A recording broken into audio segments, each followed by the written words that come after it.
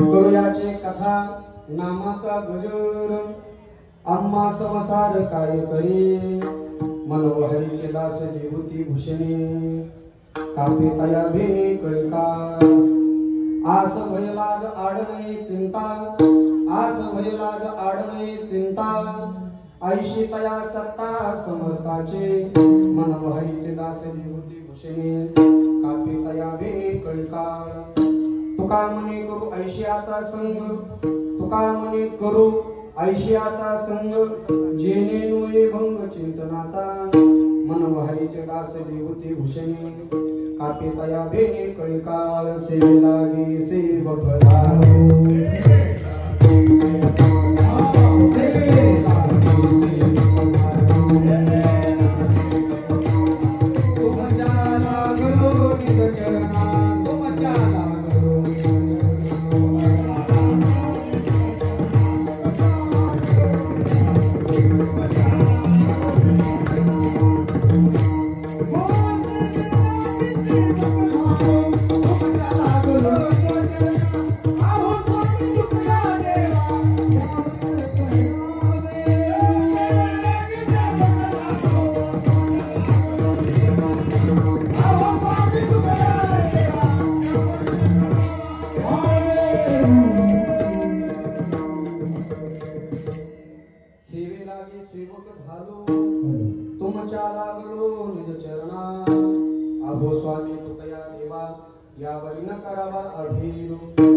गुरुयाचे कथा नामाचा गजर आम्हा संसार काय करे मनोहरीचे दास विभूती भूषणी कापे तया भेने कळिकाळ विश्व चैतन्य भगवान श्री ज्ञानोबाराय वैराग्य भास्कर जगद्गुरु तुकोबाराय तसे भगवान परमात्मा यांच्या चरण नतमस्तक सेवेला सुरुवात करतो।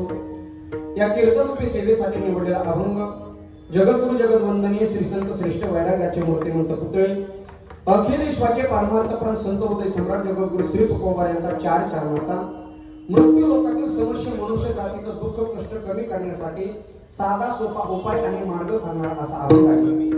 प्रस्तुत अभंग जगद्गुरु श्री तुकोबा म्हणतात तुम्हाला जर मृत्यू लोकांमध्ये आनंदाने समाधानाने सुखाने जीवन जगायचं असेल तर तुम्ही एक काम करा, त्या भगवान परमात्माची कथा करा आणि त्याचं नामस्मरण करा। हे जर दोन साधने तुम्ही वापरले तर आता आम्हा संसार काही करेल काय करणारे म्हणजे या प्रपंचाचं दुःख पण त्याची कथा त्याचं नामस्मरण करत असताना तुकोबाने एक सगळ्यात महत्त्वाचं एक पथ्य सांगितलं। अगोदर तुम्ही स्वतःला त्या भगवान परमात्माचे दास म्हणून घ्या। एकदा का तुम्ही त्याचे दास झालात की मग कापे कळिकाळ तयार आहे काळ तुझ्या थरथर कापतो। आज या मृत्यू लोकांमध्ये प्रत्येक माणसाला असमाधानी करणारे प्रत्येक मनुष्याला दुःखामध्ये प्रवृत्त करणारे प्रामुख्याने चार रोग लागलेले आस भय लाज आणि चिंता। तुकोबाराय म्हणतात असा तो भगवान परमात्मा समर्थ आहे आम्ही त्याचं नामस्मरण केल्याबरोबर आमच्या जीवनात हे चारही रोग नष्ट झाले। फक्त आम्ही आमच्या जीवनामध्ये एक नियम पाळा। एकदा का आम्ही आता आलोक ना परमार्थामध्ये आलोक ना कीर्तनामध्ये फक्त आम्ही आमच्या जीवनामध्ये एक नियम पाळू मरेपर्यंत वाईट माणसाची संगती करायची नाही। तुका म्हणे करू ऐशियाचा संग आणि जेणे मोये भंग चिंतनाचा असा या भंगाचा आशय विठ्ठल।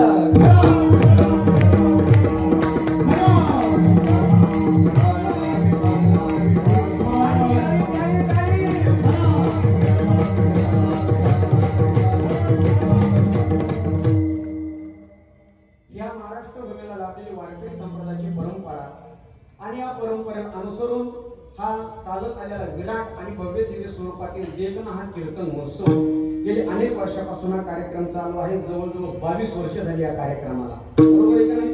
माऊलीच्या ओवीप्रमाणे या कार्यक्रमाचं वर्णन करायचं ठरलं तर माऊली म्हणतात तारुण्य नावाची जी अवस्था असते तारुण्य असताना ते वयाच्या 12व्या वर्षाला चालू होतं आणि वयाच्या 25व्या वर्षाला संपतं।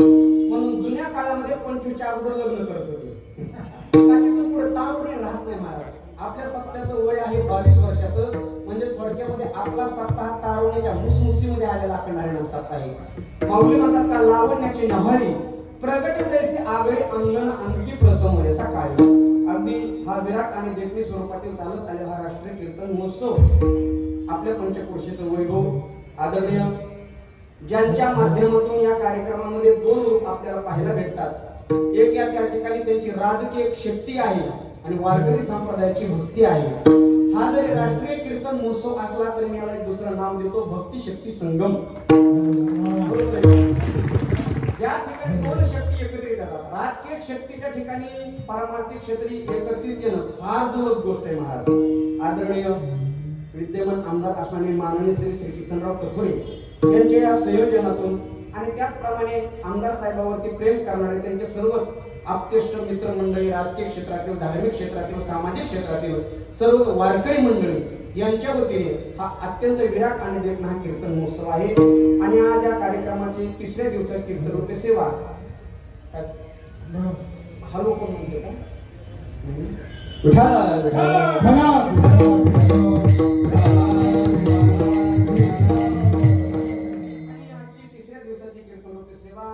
माझ्या सहभागीने माझ्या वाट्याला आलेले आहेत. त्याबद्दल या कार्यक्रमाचे आयोजक, नियोजक, संयोजक, समस्त कार्यक्रम कमिटी मंडळी, समस्त ग्रामस्थ मंडळी, उपस्थित सर्वच गायनाचार्य, मृदंगाचार्य, कीर्तनकार, आचार्य, रामायणाचार्य, पत्रकार, चित्रकार, माईक सिस्टीमवाले, शूटिंगवाले, माता मावल्या, पुरुष मंडळी सर्वांना कोटी कोटी धन्यवाद देतो. खरंच हा भव्य दिव्य कीर्तन महोत्सव आहे. आदरणीय श्री हरिभक्त पारायण आपल्या परिसराचा वैभव नारायण पाटील यांची देखील या ठिकाणी उपस्थित आहे. ते या कार्यक्रमाला सहकार्य करत आहे. त्याचप्रमाणे राजेश पाटील असेल, त्याचप्रमाणे आता ज्यांची भेट झाली आदरणीय गणेश कथोरे आणि ज्यांच्या माध्यमातून अनेक खूप या ठिकाणी परिसरामध्ये चांगले वारकरी संप्रदायाचे उपक्रम घडून येत आहेत.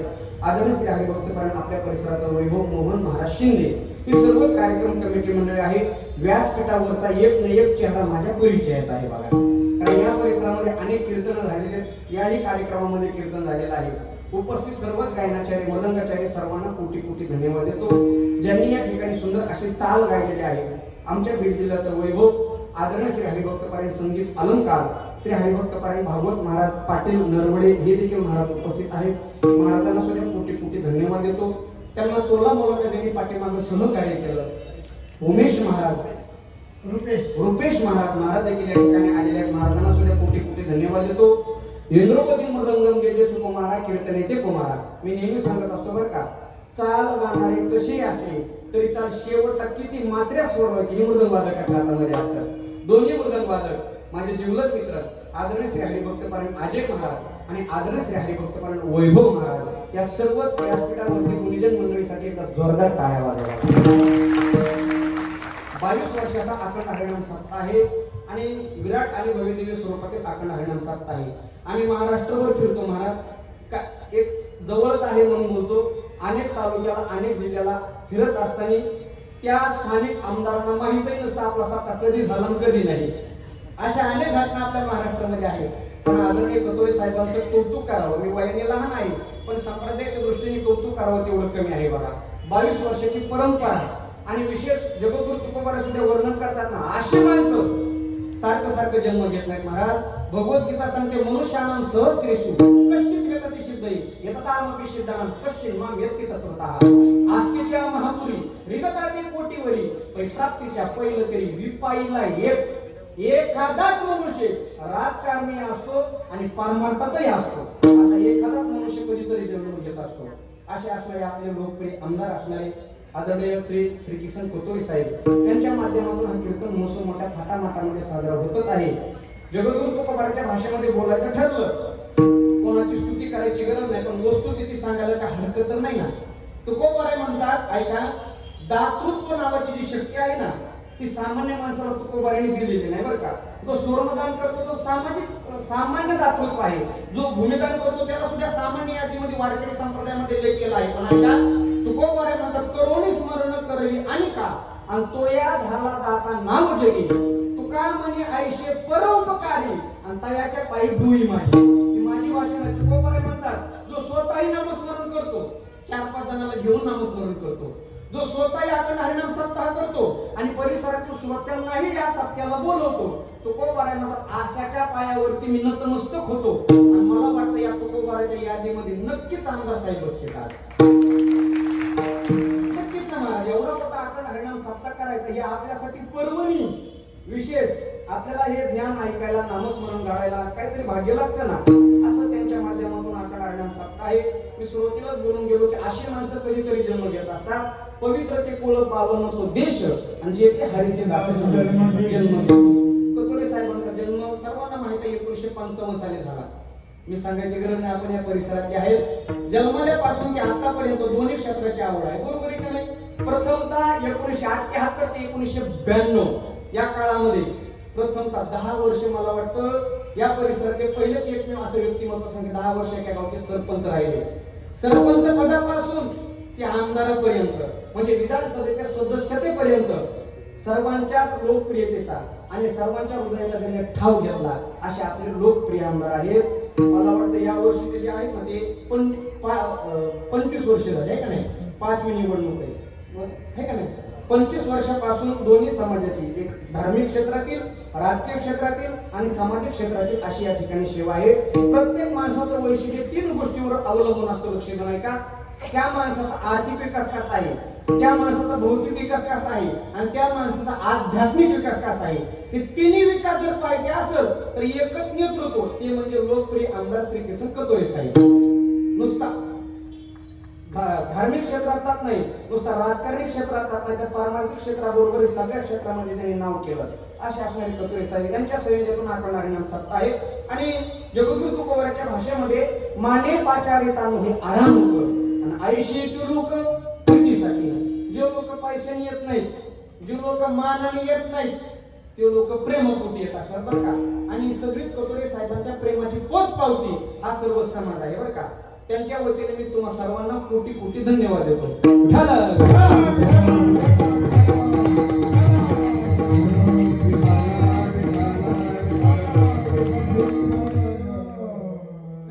आपल्या राष्ट्रीय कीर्तन महोत्सवाचं कौतुक करावं तेवढं कमी महाराज. एवढा मोठा भव्य दिव्य आपण लागण्यासारखा आहे का नाही? बरं ऐका, या रोजी 3ऱ्या दिवसाची कीर्तन सेवा आहे. अभंग सुद्धा फार गोड आहे.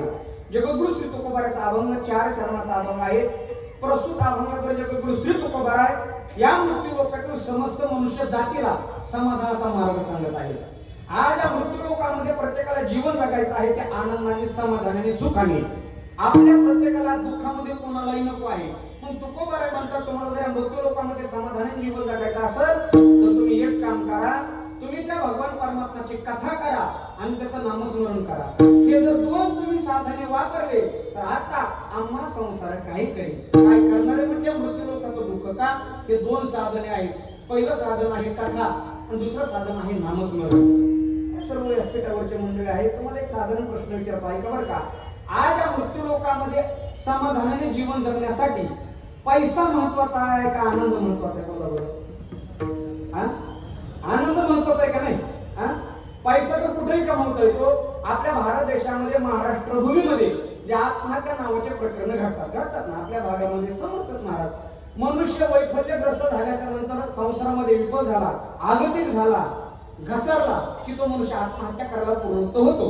मला सांगा, अनेक माणसं आत्महत्या करतात, त्याचं कारण समाधान कमी झालं का पैसा कमी झाला? बोला बोला. समाधान कमी झालं, पैसा कमी झाला. मुंबई काय लांब नाही कमवायला, मुंबई जवळच त्याला. पण ऐका, अंतःकरणातलं समाधान कमी झालं की माणसाला जीवन जगावं वाटत नाही. म्हणजे आज या मृत्यू लोकांमध्ये माणसाला सगळ्यात महत्वाची जी गरज आहे त्याला समाधान म्हणतात बघा. आणि सांगू का, मला वाटतं ते समाधान जर कुठं भेटत असेल तर ते फक्त याच धर्ममंडपामध्ये भेटतं. कीर्तन, काकडा भजन, हरिपाठ, ज्ञानेश्वरी पारायण, भागवत कथा, रामकथा या सर्व वारकरी संप्रदायाच्या कार्यामध्ये जे समाधान आहे महाराज, ते जगाच्या पाठी कुठं समाधान भेटत नाही. खरं सांगा बरं, तुम्ही इथं आल्यावर समाधानाने बसता का ड्युटीला गेल्यावर? बोला बोला. इथं आल्यावर मी सांगत नाही, माऊलीचा 18 वाद्य सांगतो. माऊली म्हणतात तैशी हरपले आपण आपले पावे, तै संता ते पाहता दिवस आले, मनोनी वानावे ऐकावे तीची सदा. तेच वानावं, तेच ऐकावं, परमार्थ मार्ग संतांना विचारावं. का बरं? समाधान कुठेही हरवलं तरी सापडायला इथं, ते सापडतं इथं. म्हणून या विश्वाची सगळ्यात मोठी साधना ही धार्मिक साधना, पारमार्थिक साधना आपल्याला समाधान प्राप्त करून देते, ज्याची आज खऱ्या अर्थाने गरज आहे. बघा, मी नेहमी सांगत असतो, यशस्वी माणूस वेगळा आहे आणि समाधानी मनुष्य वेगळा आहे. या मृत्यू लोकांमध्ये अनेक यशस्वी माणसं आपल्याला पाहायला भेटतील. लोक सहज म्हणतात त्यांच्याकडे काही नव्हतं, शून्यातून विश्व निर्माण केलं बोलतात ना व्यवहारामध्ये. बोलत असताना विश्व निर्माण केलं म्हणजे तो यशस्वी झाला. पण ऐका बरं का, यशस्वी होणं ही बाजू वेगळी आहे आणि समाधानाची बाजू वेगळी आहे. म्हणून या मृत्यू लोकांमध्ये यशस्वी माणसापेक्षा समाधानी मनुष्य केव्हाही चांगला. कारण यशाची व्याख्या लोक करतात, समाधानाची व्याख्या आपण स्वतः सिद्ध केलेली असते. आपल्याजवळ पैसा किती आहे, आपल्याजवळ संपत्ती किती आहे याच्यापेक्षा आपल्या हृदयामध्ये समाधान किती आहे ही महत्वाची गोष्ट आहे. मी नेहमी सांगत असतो ऐका, पैसे वापरण्यामध्ये फरक आहे पण पैशामध्ये तर फरक नाही ना. बरोबर आहे का नाही? जीवनामध्ये फरक आहे, जीवन जगण्यामध्ये फरक आहे पण प्रत्येकाचे जीवन तर सारखं आहे ना. माणसामध्ये फरक असतो. गरीब माणूस वेगळा असेल, श्रीमंत माणूस वेगळा असेल. म्हणून मी कुठंतरी ऐकलं होतं, गरीबाचा मोबाईल वेगळा आहे, श्रीमंताचा मोबाईल वेगळा आहे. गरीबाची गाडी वेगळी, श्रीमंताची गाडी वेगळी. गरीबाचं गेस्ट हाऊस वेगळं, श्रीमंताचं गेस्ट हाऊस वेगळं. पण या जगाच्या पाठीवर असं कुठं आहे का गरीबाची स्मशानभूमी वेगळी आणि श्रीमंताची स्मशानभूमी वेगळी आहे का? असं कुठं नाही ना. म्हणून एक वाक्य सांगतो, ए मौत तेरे इरादे नेक है, ए मौत तेरे इरादे नेक है, शमशान में गरीब और धनवान का बिस्तर एक है. स्मशान भूमीमध्ये झोपायची जागा एकच नाही महाराज. आयुष्यभर एकच विचार करायचा, आपण श्रीमंत आहोत का समाधानी आहोत. कधीतरी मनाला विचारून बघा ना, मन काय सांगतं बघा बरं. श्रीमंतीला किंमत नाही, समाधानाला किंमत आहे. मग महाराज प्रश्न असा आहे, आपल्याला पाहिजे आहे समाधान, पाहिजे का नाही? मग ते कुठं भेटेल बरं? मला एकच सांगत आहे, समाधान भेटण्याचं ठिकाण हरिकीर्तन. तेरे सदा चित्ता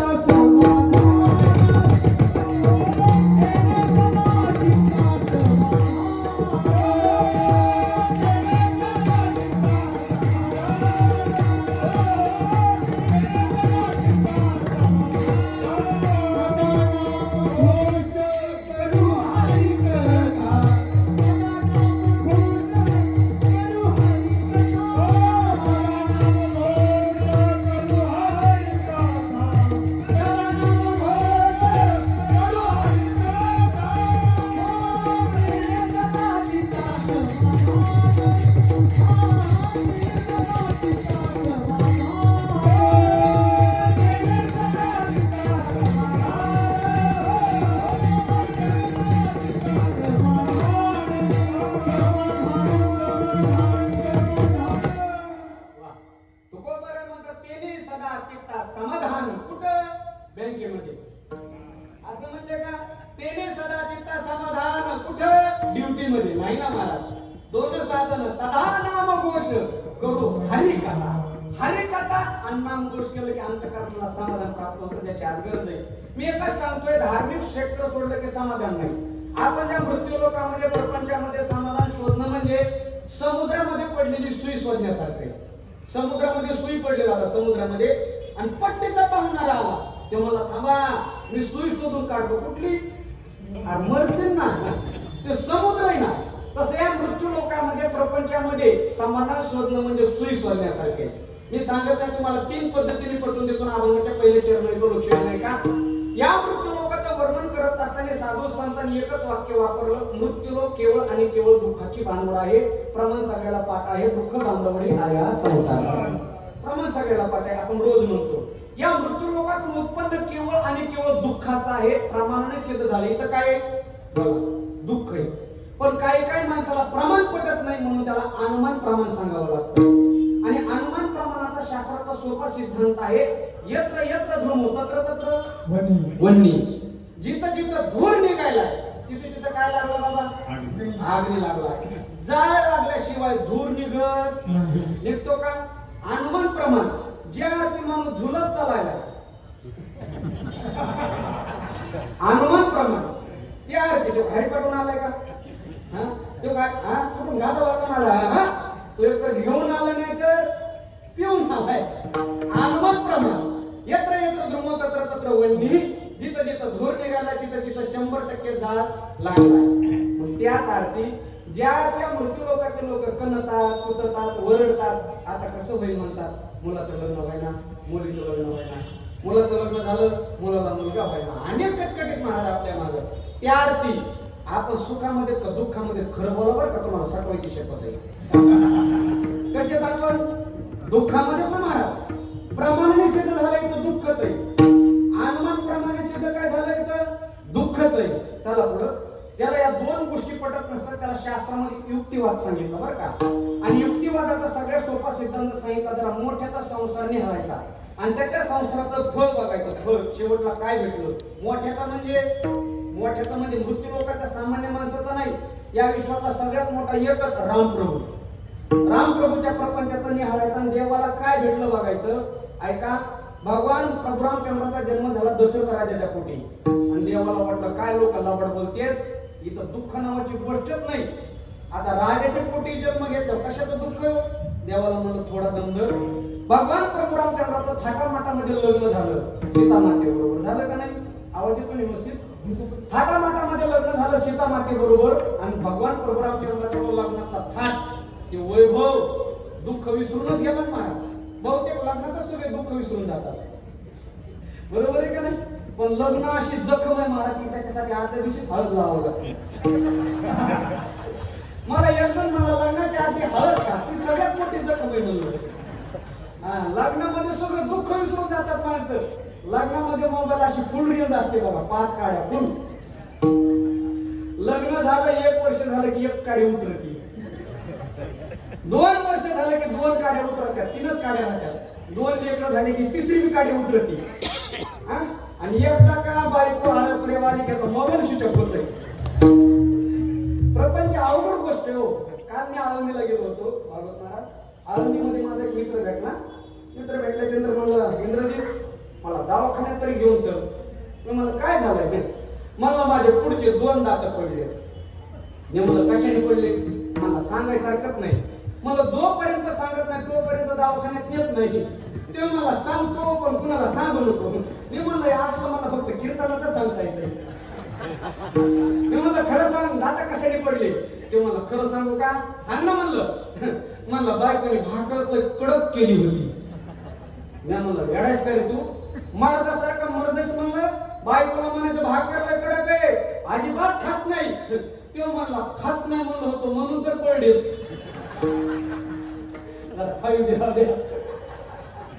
प्रपंच बघा, प्रपंचामध्ये प्रभुरामचंद्राचा असू द्या की आपला असू द्या. ऐका, प्रभुरामचंद्राचं थाटामाटामध्ये लग्न झालं सीतामाते बरोबर. लग्न झालं, देवाचा राज्याभिषेक होणार.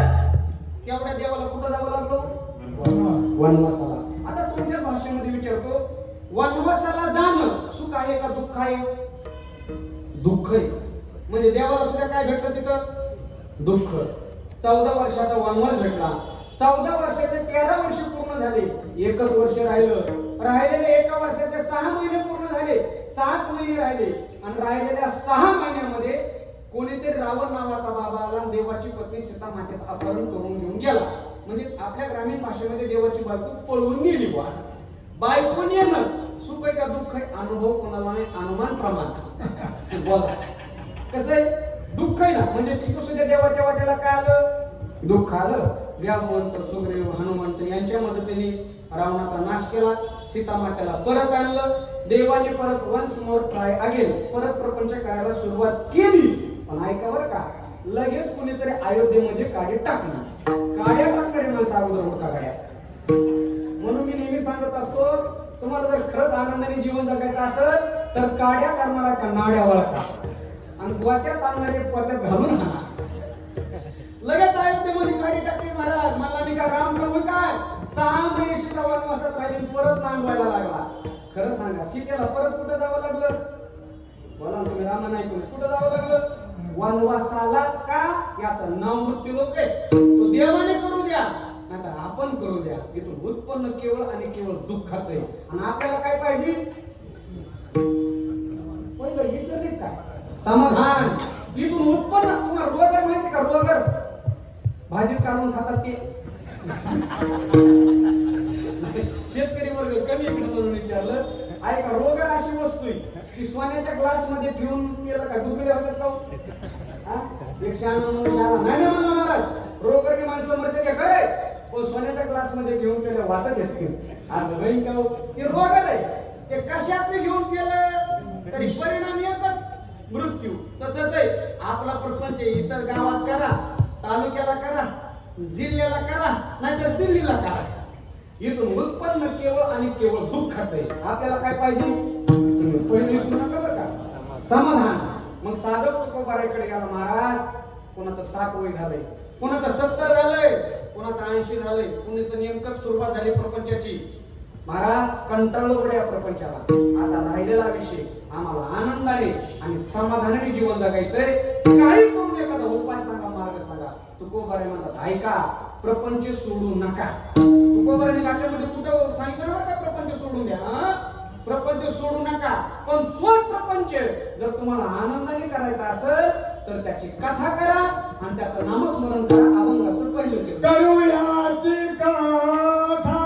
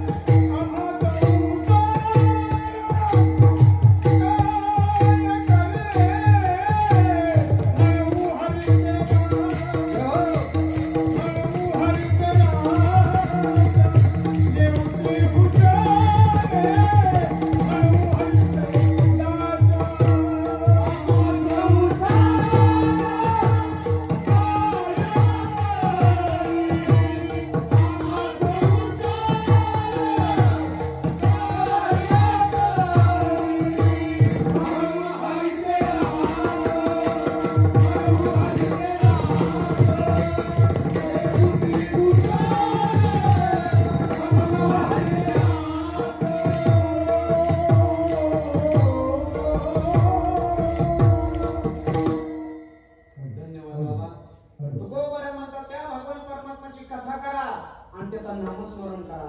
हे जर 2 साधने वापरले तर आता आम्हा संसार काही काही किती सोपं बरं. पहिलं साधन सांगितलं कथा आणि दुसरं साधन सांगितलं त्या भगवान परमात्म्याचं नामस्मरण. कथा करू म्हणजे नेमकं काय करू बरं, आम्ही लगेच खेटा उपकरण बांधू, रामकथा करू, भागवत कथा करू असं नाही. करू याची कथा म्हणजे ज्या ज्या ठिकाणी कीर्तन असेल, हरिपाठ, काकडा भजन, ज्ञानेश्वरी पारायण, त्या त्या ठिकाणी जाऊन बसू. ते सर्व शरीराचा प्राण कानामध्ये आणून आम्ही ती कथा ऐकू. मी कोणीतरी कथेचं एक पात्र आहे अशी अंतःकरणामध्ये भावना दृढ धारण करून आम्ही त्याचं नामस्मरण करू, याला म्हणायचं करू याची कथा. पहिलं साधन कथा, दुसरं साधन नामाचा गजर. करू याची कथा, नामाचा गजर. ऐका, हे 2 साधने एवढे महत्वाचे आणि मला वाटतं आपल्या परिसरातील लोकांना दोन्ही साधने एक कथाही श्रवण करण्याचं भाग्य आहे आणि दुसरं 2 तास नामस्मरण आहे. 2 साधने आहेत. याचा अर्थ आम्हा संसार काय करेल, आता आपलं दुःख काही करू शकत नाही, एवढे मोठे साधन आहे. या विश्वातलं सगळ्यात मोठं साधन जर काय असेल तर ते नामस्मरण साधन आहे. नामस्मरणासारखी शक्ती विश्वामध्ये कशातच नाही. उत्तर रामायणाचा गोड प्रसंग ऐका. ज्यावेळेला रामप्रभू आणि हनुमान राय, रामप्रभूचा राज्याभिषेक झाला, सर्व काही पाहुणे रावळे जे आलेले होते ते जिकडे तिकडे गेले, रामप्रभू राजे झाले आणि राहिलेल्या वेळामध्ये निवांत क्षणी हनुमानराय आणि रामप्रभू फिरायला गेले. दोघं का तिसरा मनुष्य नाही. 1-2 किलोमीटर फिरत गेल्याच्या नंतर रामप्रभू म्हणतात, हनुमाना बराच वेळ झाला रे, आपण फिरत आलेलो आहोत, आता आपण वापस जाऊ, वापस गेलो पाहिजे. हनुमानराय म्हणले, देवा 2-3 मिनिटं विश्रांती करू आणि वापस जाऊ. 2 दगड होते, एका दगडावरती हनुमानराय बसले, एका शिळेवरती रामप्रभू बसले. ऐका बरं का, हनुमानराय दगडावरती बसल्याबरोबर त्यांनी नेत्र बंद केले, डोळे बंद केले आणि नामस्मरण चालू केलं. कुणाचं? iPhone is charged 75%, please plug off. Ramprabhu हसू लागले ना, म्हणजे हनुमान असं कसं असतं करे, मी स्वतः तुझ्या बरोबर आहे, तुझ्या समोर बसलेलो आहे आणि तू माझ्याकडे पाय पसरून नेत्र बंद करून माझं नामस्मरण करतोस. म्हणजे तू माझ्यापेक्षा माझ्या नामाला जास्त महत्व देतोस का? हनुमानरायाला गोड उत्तर दिलाय का? हनुमानराय म्हणतात देवा राम तुझिक नामवरती मी निश्चला मती त्वये काकारिता अयोध्या नामनाच भुवन त्रयम. कळाला? ऐका हनुमानराय म्हणतात देवा तू काय लहान आहेस का रे? तू खूप मोठा आहे देवा. राम तुझिक नाम तू खूप मोठा आहे देवा. पण ऐक ना रे एक फरक सांगतो तुझ्या नामातला. त्वये काकारिता अयोध्या तुझ्यामुळं केवळ आणि केवळ त्वये कातारिता अयोध्या वाक्य आहे का? तुझ्यामुळे केवळ आणि केवळ फक्त अयोध्येचाच उद्धार झाला तुझ्यामुळं. पण तुझ्या नामाचा प्रभाव सांग का? नामनाच भुवन त्रयम. तुझ्या फक्त राम नामामुळं या त्रिभुवनाचा उद्धार झाला. ही ताकद देवाच्या नामाची. किंवा आमची भागवत कथा म्हणते नाम संकीर्तन सर्व पाप प्रणाशन. या विश्वातलं दुःखाचं मूळ साधन जर नष्ट करायचं असेल तर तुम्ही नामस्मरण करा. जळतील पापे जन्मात